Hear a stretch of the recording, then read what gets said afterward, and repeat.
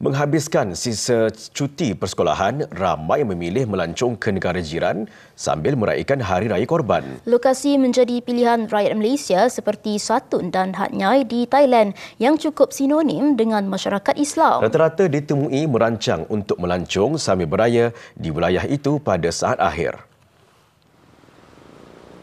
Tinjauan di Kompleks Imigresen, Kastam, Kuarantin dan Keselamatan ICQS Padang Besar menyaksikan aliran trafik memasuki Thailand sejak awal pagi terus meningkat. Kebanyakan kenderaan bernombor pendaftaran tempatan.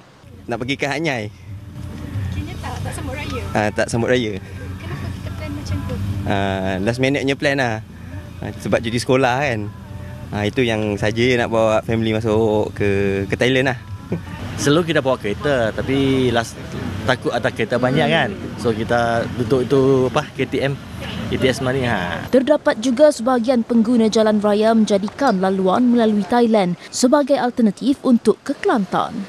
Jaraknya didakwa lebih dekat walaupun perlu melintasi dua pintu sempadan negara. Lalu ikut sini dia lagi dekat. Sebab laluan ikut sini beza banyak jugalah dengan laluan belah sini. Lagi satu belah sini tak jam. Berapa jarak masa kalau sini dengan jalan Malaysia? Kalau ikut Thailand lebih kurang dalam 3.5 jam. Kalau belah Malaysia dalam 7 jam, 8 jam jugalah.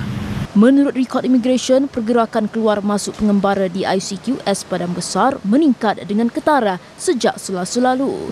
Sekurang-kurangnya 13,050 orang melintasi pintu sempadan itu dengan hampir 5,000 orang adalah rakyat Malaysia.